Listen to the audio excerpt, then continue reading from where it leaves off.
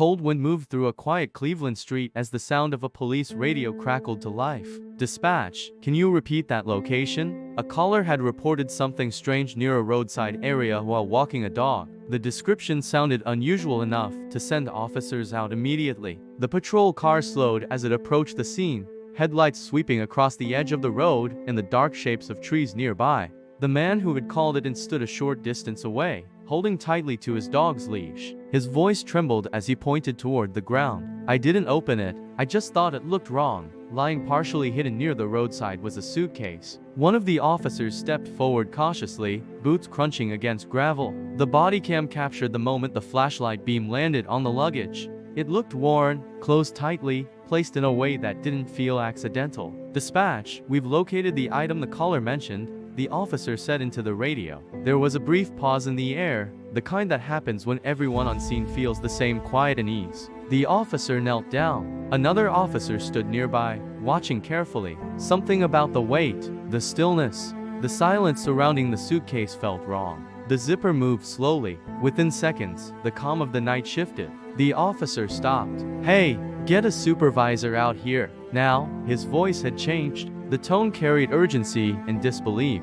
The body cam didn't linger on details. It didn't need to. The reaction said everything. Police quickly secured the area. Yellow tape appeared under flashing lights as more patrol units arrived. The quiet roadside was suddenly alive with radio chatter and the distant echo of sirens. Detectives were requested immediately. As officers began expanding their search of the area, flashlights moved methodically across the nearby ground and brush. What had started as a single disturbing discovery was quickly turning into something much larger. Minutes later, another officer called out, "Over here." About a short distance away, investigators spotted something else partially concealed in the same area. Another suitcase. The tension among officers grew instantly. No one wanted to assume the worst, but everyone on scene already feared it. The second suitcase was approached carefully, the beam of a flashlight steady as an officer crouched beside it. The surrounding air felt heavy. Even the radio chatter quieted as the moment unfolded.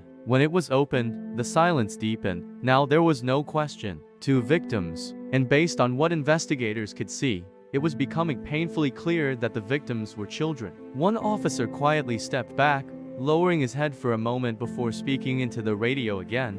"Dispatch, confirm homicide unit response. We're going to need detectives here immediately." Within the hour, the roadside scene had transformed into a full investigation. Cleveland police homicide detectives arrived, along with crime scene technicians. Evidence markers began appearing along the ground as investigators carefully documented everything around the suitcases.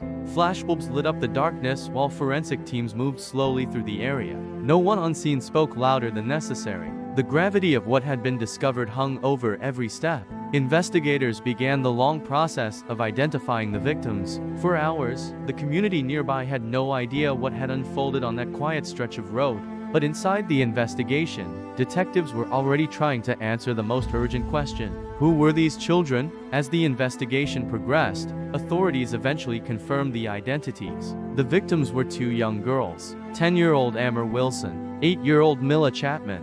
The 2 girls were half-sisters. The news spread quickly through Cleveland. Shock and grief moved through the community as people struggled to understand how something like this could happen. Detectives worked carefully to trace the girls' last known circumstances and identify anyone responsible for their deaths. Soon, the investigation led to someone who should have been protecting them. Authorities announced that the girl's mother, Aliyah Henderson, had been charged with 2 counts of aggravated murder.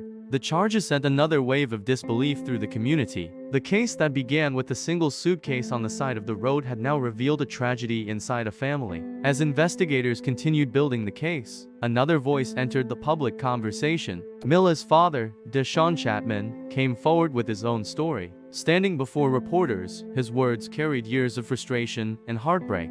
He said he had spent the last 5 years trying to regain custody of his daughter. According to Chatman, he had repeatedly contacted Child Protective Services, courts, and law enforcement requesting welfare checks and assistance. "I was trying," he said. He described filing reports, making calls, and asking authorities to help him see his child again.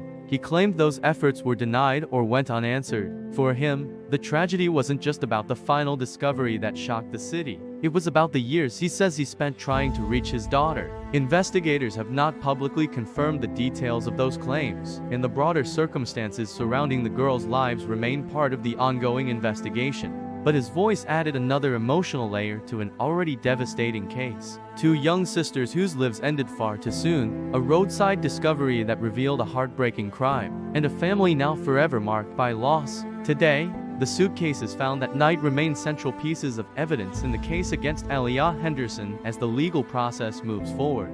For detectives who responded to the call, the moment began like many others, a strange report from a concerned citizen walking a dog. But what they uncovered that night would become one of the most disturbing discoveries the city had seen in years. Two names now echo through the investigation: Amor Wilson, Mila Chatman. A case that started with quiet footsteps along a Cleveland road has now become a tragedy that continues to unfold inside courtrooms and in the memories of those who first arrived at the scene. And for the officers whose body cameras recorded the beginning of that night, the flashing lights and radio calls marked the moment when a simple call for service became something far heavier. A reminder that sometimes the smallest discoveries lead to the darkest truths.